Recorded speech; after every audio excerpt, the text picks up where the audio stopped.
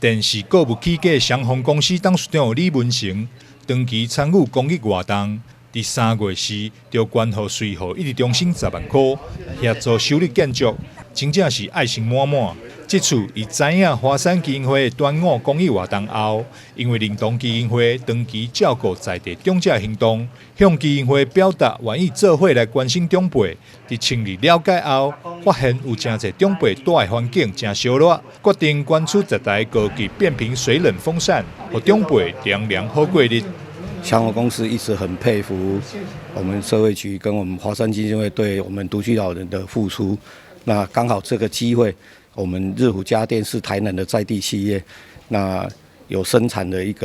那个日虎水冷扇，因为它是 DC 变频，所以它没有花很多的电力，又刚好端午佳节的时候，大家本来都关心冬天若是老人的，怕他们冻到冷到，那我们也想到说，在夏天的时候，他们是不是会太热了，然后会造成一些不幸，所以我们刚好有机会可以付出，谢谢大家给我们这个机会。不止民间来关心，社会局长陈英基嘛特别来到现场慰问长辈，并向祥丰公司以及华山基金会长期的付出表达感谢。那今天也很感谢我们祥丰公司的李董事长呢，那我们捐献了一些水冷式的风扇，还有我们的防疫物资。其实这个对我们的独居的长辈是非常非常的需要，也是一个及时雨了哈。能够透过这样子的一个，让他们能够这些长辈在独居的过程之中呢，来达到防疫的效果，而且又有一些水冷扇这边，然后整个这个环境的一个调整。我们也很感谢华山基金会哈，我们跟整个台南市这边共同来为独居老人共同来努力，共同来打拼。虽然有疫情，大家拢会尽量减少办理活动，但关怀弱势长辈行动，袂使因此而停下来。华山基金会欢迎有偌济有爱心的朋友加入爱老人的行列。因大来啊，因拢大来看，我讲看无啥物件，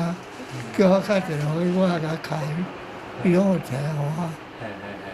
摕米啊，牛奶啊。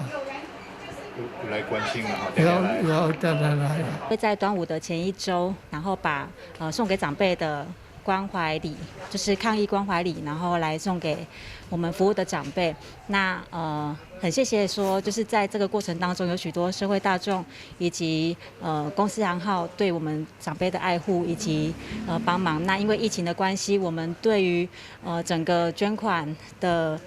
状况的话是很担心的。我想许多社福团体都会遇到这样子的困境。那也希望大家可以一起来加入爱老人的行列，然后让更多人可以一起投入爱与关怀。华山基金会伫全国成立大约400个爱心天使站，服务将近3万名长辈，秉持着在地脑化、社区互助等理念，免费提供教题访视、慰问关怀、陪同就医等服务。